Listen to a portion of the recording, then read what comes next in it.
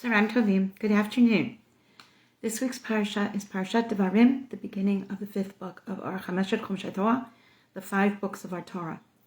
I've entitled this Study History and Remember It or Else. So, as you know, or as I've mentioned, I've been reading various books in terms of historical perspective of where we are today. The situation we're in this country did not begin yesterday. It did not begin in 2020. It did not begin in 2016. The stage was set long ago. The reactions that we have in our society toward critical race theory, toward LGBT folks, toward all of these things that have become so contentious and so difficult for those of us who really work hard to maintain the integrity of all human beings. We've been here before. It did not begin last year. It did not begin 10 years ago. It didn't even begin in the case of abortion rights with Roe v. Wade. It was before that. Schooling rights. All of these things that we're dealing with have a very, very long and very, very difficult history. So here we are. Many of us are just shaking our heads on information and perspective overload, which is now available to us 24/7 in multiple venues. And we're thinking, how much worse can it get? And yet we know we've been here before. I often say, I don't know if I should get depressed by that or heartened by that, and that if we haven't self-destructed by now, maybe, we'll be okay. We're learning from our scholars, our authors, our commentators, and so many, that truly what we learn in Kohelet, chapter 1, a text I have taught and learned with thousands of students throughout the decades of my career, is so true. The words of Kohelet, son of David, king of Yerushalayim, Haval Havalim, vanity of vanities, or Havel is really, it's dust, the dust of it's nothing you can hold. It's intangibilities, everything is intangible, everything is dust. What profit? What benefit is there for the work that we do under the sun? I'm part of a group of lovely women that we're trying to live with our multiple truths in terms of our loyalty to and belief in and love of Israel, our loyalty and belief that all people should be honored, and our pain at all innocent lives that are being lost, our frustration at the media, our frustration at people drawing corners and saying you either have to be in this corner or this corner, otherwise I'm not talking to you. And we've talked about how painful it is when work that you've done, when organizations that you've worked so hard to build and to maintain fall apart. And one of the women in the group made this really amazing observation and said, there's so many texts and so many books and so many resources on how to build connections, on how to create bridges, on how to work across lines and all of that. But there's no writing, there's no eitzah, there's no advice on what do you do when it all falls apart. How do you pick yourself up? How do you disconnect and then go on and start something new? And yet that's the situation that many of us find ourselves in. And at that point, we ask the question, what was the point of all the work that I put into this organization, into this entity, if it has failed? Kohelet continues. The sun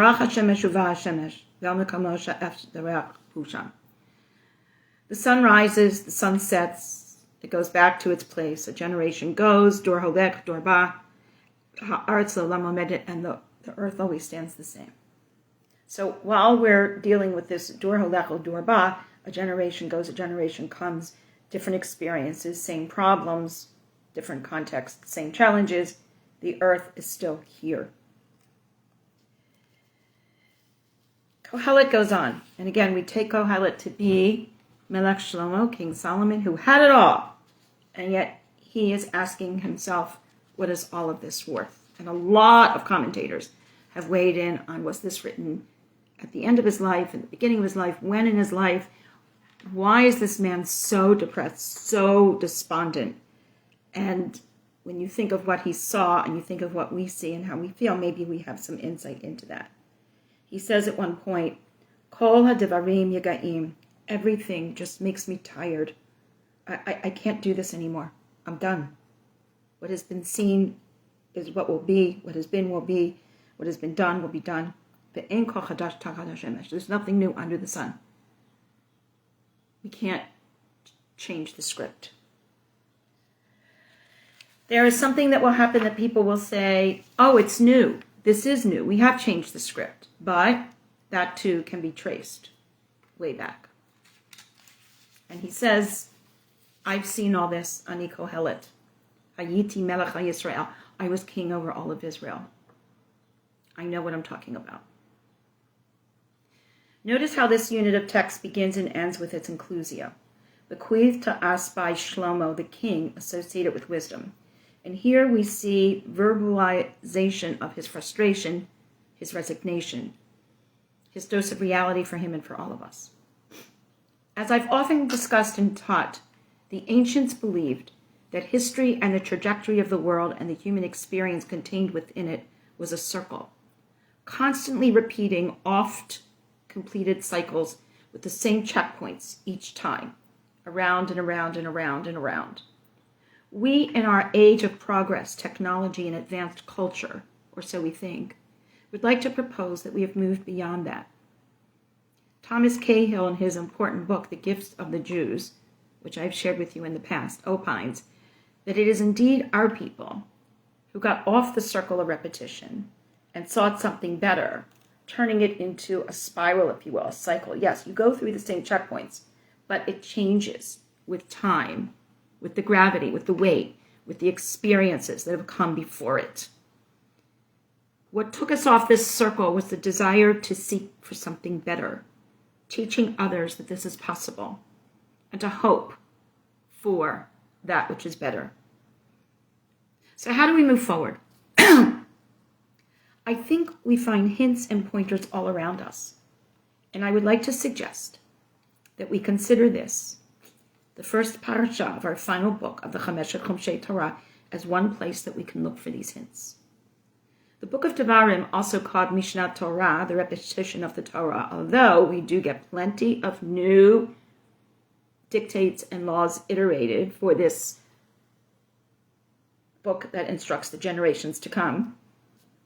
But as Mishnah Torah, the retelling of the Torah, it does stand as our ultimate review lesson. As we begin this review lesson, which is conveyed by Moshe Rabbeinu, note that there's a variation in how this text begins. It may not seem so important to the cursory reader, but we will note how it is emblematic of how we remember our history, and in so doing, we move from a repeated circle to a cycle that takes us forward, while simultaneously repeating steps we know all too well. We read, Ela hadvarim asher diber Moshe al kol Yisrael b'avar haYordan b'midbar b'arav mu suf ben Paran uvein Tofel Lavan. This is different from our well-known introduction of Vayedaber Hashem el Moshe lemor. We are now hearing the words spoken by Moshe Rabbeinu, as he knows that he will soon no longer be able to lead this people. He is showing ownership of the words of God, all directly conveyed to him, and in so doing, he is taking the initiative of passing on this teaching in his own name, both in hopes of a future moving forward and in remembering a critical past, setting the tone for the future. These are the words that Moshe spoke to Israel, not Vayedaber Hashem el Moshe lemor daber B'nai Yisrael. And God spoke to Moshe, saying, speak to the children of Israel. Moshe owns the words. And this book, Devarim, is all about ownership of legacy, ownership of Yerusha, of inheritance, remembering who you are. You can only walk into the future if you know who you were in the past. Here we are modeling how the student's words bestowed upon him by his teacher become his words, as the teacher in his own right. He is now more proactive in crafting and organizing the most important lessons as he is ready to send a new generation off to take on what the previous generation facilitated in arriving at the land promised by God to this people, needing to convey both content and context.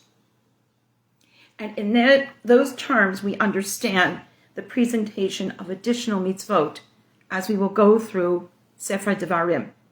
And as we will see that, yes, there are additional instructions for various circumstances, as we have already observed.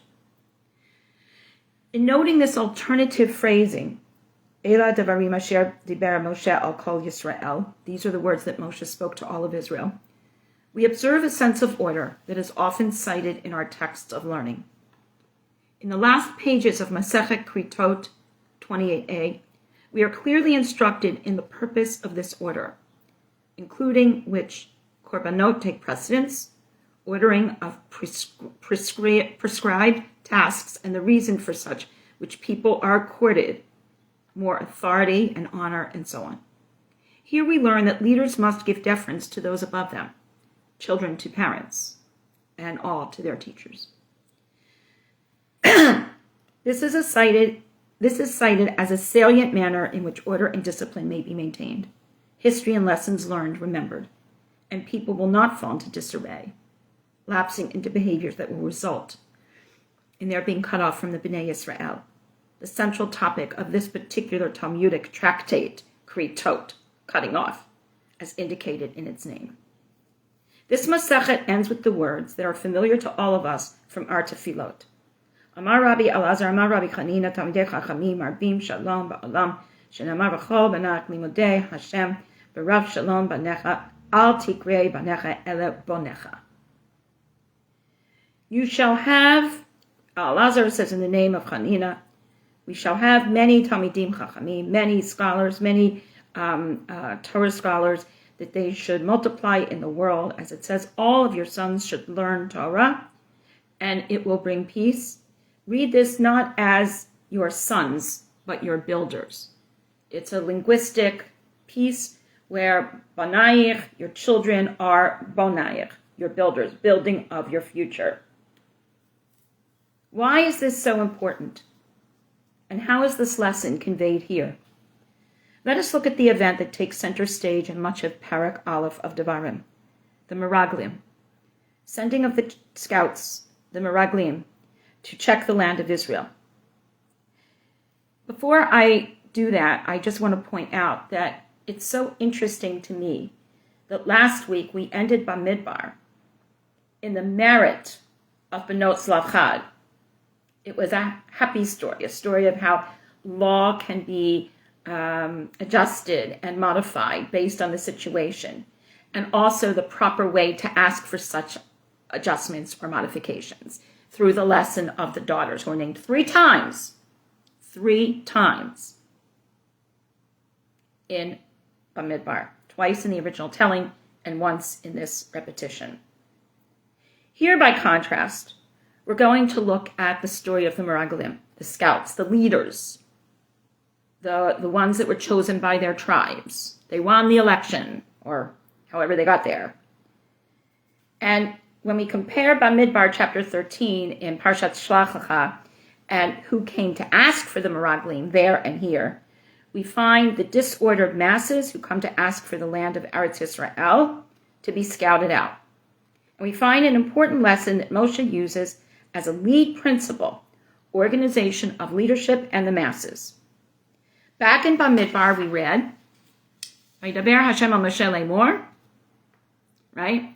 Shalach lecha anashim, send for yourself people, and they will scout out the land. Anashim here means leaders, the honored heads of their tribes. Everyone will be part of this. Vayishlach otam Moshe b'midbar paran, and Moshe sends them according to God. And then we read Kulam Anashim Roshei B'nai Yisrael, that they were not just Joe Schmo, but they were the heads of their tribes. Here it appears that order is maintained, and the chain of command properly goes from Hashem to Moshe Rabbeinu to the Meraglim, who were Roshei Shvatim, who were the leaders of their tribes. And they will then report to the masses. So far, so good. But we know that when they return, there's chaos. And we are taught that it is precisely because of this confusion and distrust and loss of spirit that were suffered and resulted, that there would be dire consequences for the people of that generation, that they would not be the ones to enter Eretz Canaan, Eretz Yisrael, the journey being extended from days to 40 years. Now here they are once again on the threshold of entering the land, and we're given a reminder of those circumstances in Parak Aleph. Behold, Re'eh, Natan Hashem Elokecha lefanecha et haaretz. God set the land before you. Go, take possession. God spoke to you. Don't be afraid. Al tira. Don't be dismayed. And yet you came to me, every one of you, and you said, let us send people that they may search the land and bring back word. And the thing pleased me, and I took 12 men of you, one from every tribe, and they turned and they went, and they took the fruit of their land, and they brought it back, and on it goes. Here we get quite a different picture. There is disorganization. Everyone comes and asks for the scouts, not God giving instructions. Why is this very important detail altered here? Clearly more explanatory of what went wrong and taking any potential blame for the damaging events to be at the hand of God or Moshe for having given instructions. Also note that the Meraglim here are not named. So in contrast, where Benot Lavchad, the daughters, are named again at the end of Bamidbar, they're not named here. And we often learn that there is this principle where we will not give names if it is for negative purposes, and that for that reason, we are not going to repeat the roll call of who went. As Seforno explains, this sheds light on what happened before God tried to do damage control, as described in Bamidbar Parak 13, Yud Gimel. The people panicked first. God and Moshe tried to mitigate the reaction, but they were already so fearful that chaos was unavoidable. For they knew this pattern all too well from a number of earlier incidents. While the earlier narrative places these events in the larger historical narrative context, when this scenario is repeated as part of the review lesson and is the first pivotal event referenced at that, it is to remind the new generation poised to enter this land what happens when they lose faith, when they lose the chain of command, when chaos erupts, and when instructions are ignored or the system breaks down.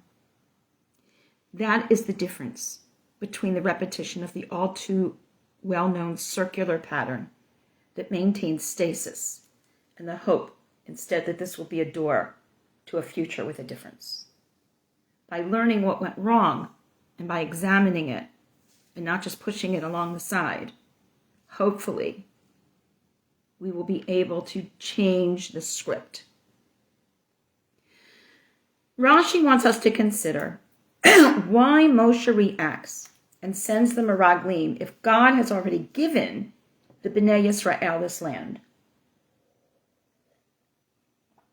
He suggests, that Moshe, again the leader, who is part of and understands the human condition, felt that he was in a bind, not unlike that of Aharon with the Egel HaZahav. If, on the one hand, the people would have accepted God's decree and known fully well that there was no need for the Meraglim, perhaps they were testing Moshe and his leadership. Further, if he showed that there was no such need and that their success was ensured, they may have felt that the entire matter was superfluous and not worth their attention. So like Aharon, who deflected the rebellion, so to speak, by giving the people a task to build the Egel HaMasachah, here Moshe does this regarding the selection and the sending of the Meraglim. He is taking the people seriously, responding to their requests because they are human beings with their requests and their insecurities and everything that builds up to where they are now psychologically and emotionally. And he tries to balance that with God's instructions. And this is the impossible precipice on which we find Moshe all the time, trying to explain God to the people to God.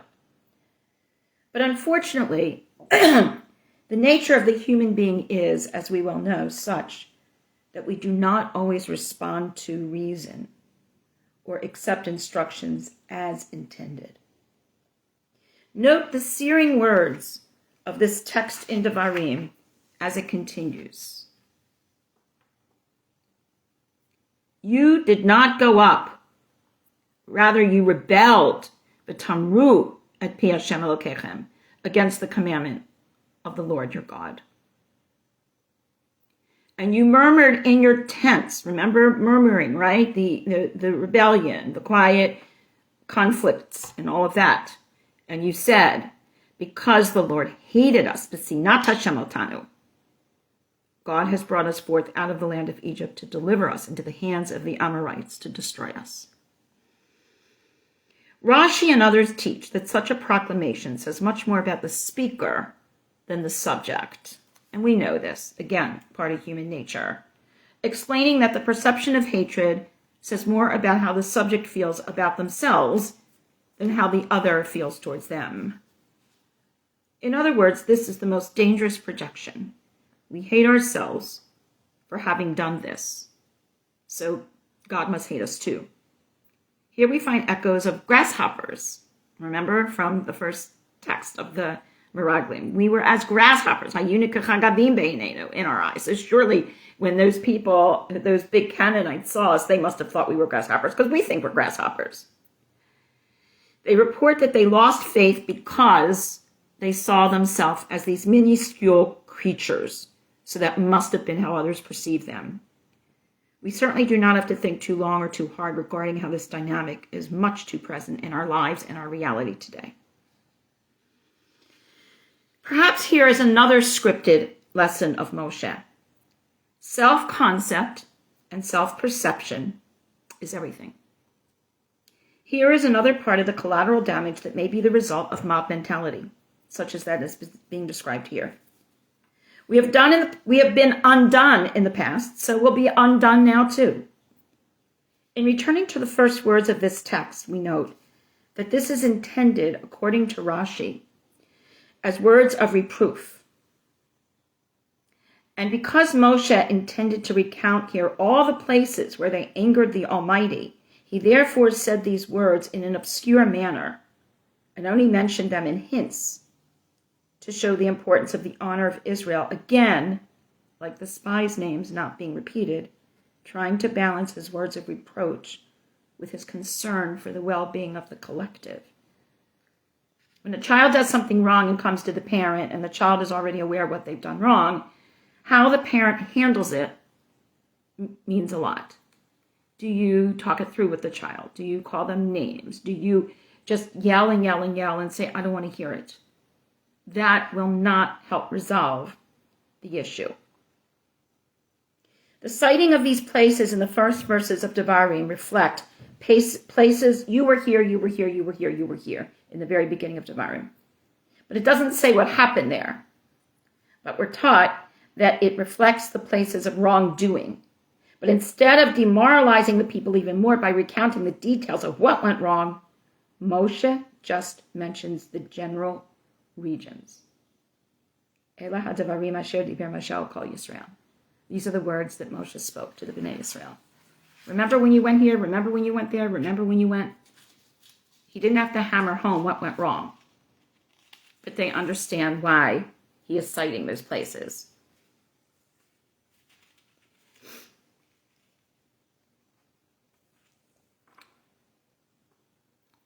Arava, where they allowed themselves to be seduced by Midianite women. This is the explanation of the places. Mulsof, they lost faith regarding God's protecting them and are concerned about the whereabouts of the Egyptians.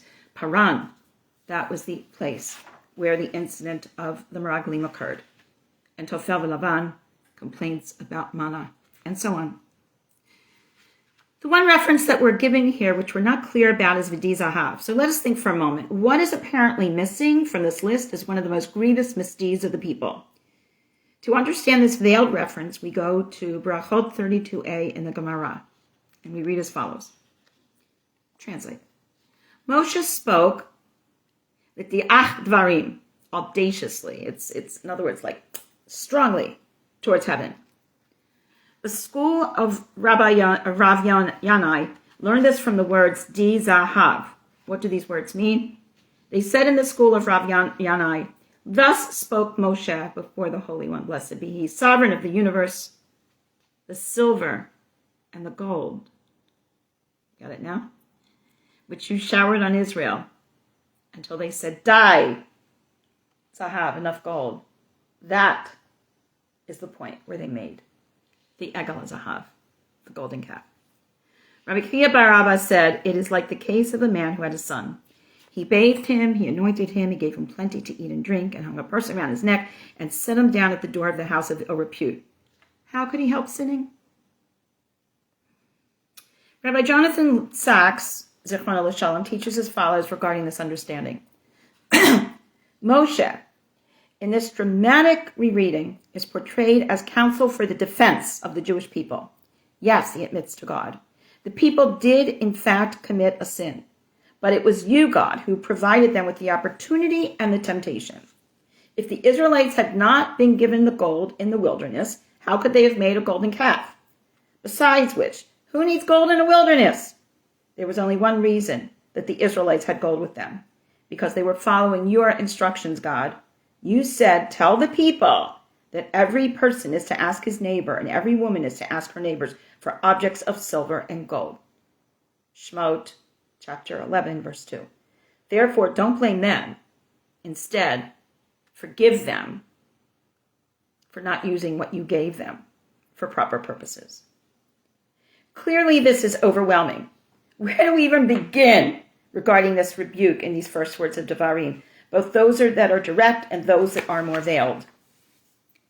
Let's really think about this in terms of our reality. Imagine, here you sit with your 20-something-year-old child in front of you who's ready to go off and craft the contours of their own life and begin to list all of the misdeeds and terrible things they did throughout their lives. And then you say, go out and do great things. Where does this leave them? Where does this leave you? What about your relationship going forward? So instead, you might talk about the worst thing that happened that made you feel terrible, even like a failure, and then just hint of some of the others and end with hopes that they have learned from their mistakes. Perhaps this is what is going on here. For early on in this lesson, there is also a reminder of the greatness of the B'nai Yisrael, their success, how they outgrew what Moshe could offer them. Here there's a plan for future growth and development that is removing themselves from that repeated circle pattern and becoming something more, including crucial information about how they are to maintain themselves in a just and correct manner.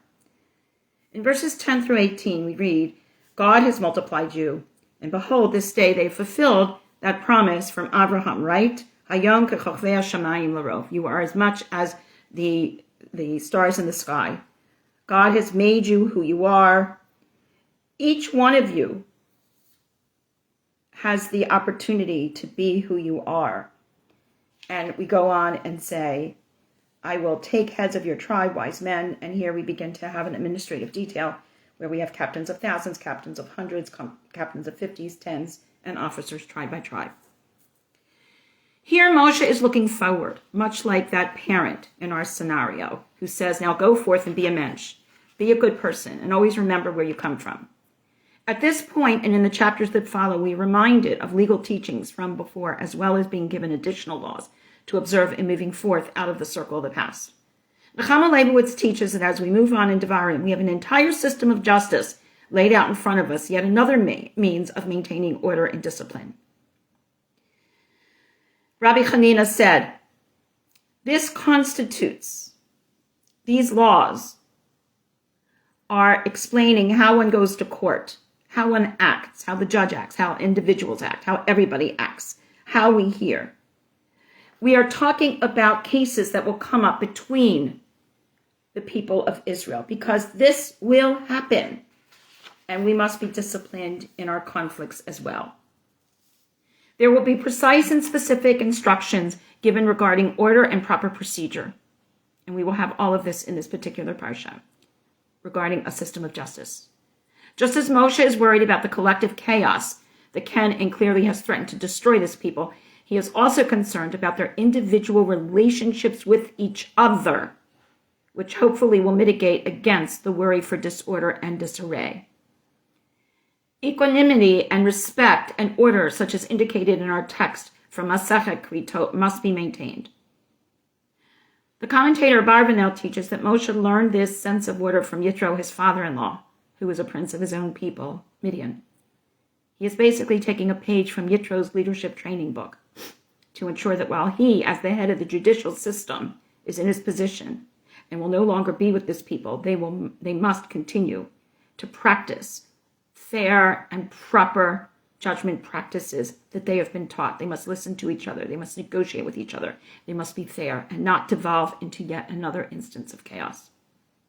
Yitro is not mentioned here again, but clearly the information for going forward is in honor of how he taught his son-in-law.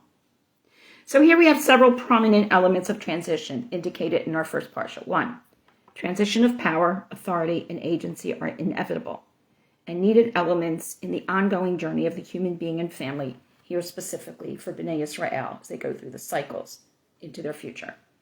2, when a group or person is on the precipice of the next chapter of their life, it is valuable to recite lessons and warnings, the tochacha, which we've spoken about, of what can go wrong from the past. For as we know, to forget history is to repeat its mistakes. 3, faith and self-perception count for so much in how these words are heard and what is done with them moving forward. 4, in this repetition of past experiences for the purposes of hopes for a better future, we should not get lost in the rebuke. We should warn, we should remind, but we choose our emphasis and our words carefully. 5, at this point of transition, when people feel most vulnerable, it is critical to remind them of their strength as well as the potential pitfalls. 6, give both the individual and the group the tools to move forward. In this case, a system of justice that is spelled out in our parsha to maintain security and order, and that is very doable, perhaps intended to avoid some difficult patches as occurred in the past. We see hints of these same lessons in the accompanying Haftarah, the first chapter of Yeshayahu, the paradigmatic prophet of social justice, where he says, wash, cleanse yourself, remove the evil of your deeds from before my eyes. Hasiru roa me'alechem mineged einai. Learn to do justice. Limdu eitav, jershu mishpat, ashru chamutz shiftu yatum mibo amana. Strengthen the raw, perform justice for the orphan, plead the case of the widow. Come now, says God. Let us debate. If your sins prove to be like crimson, they will become white as snow. If they prove to be red as crimson, they shall become wool.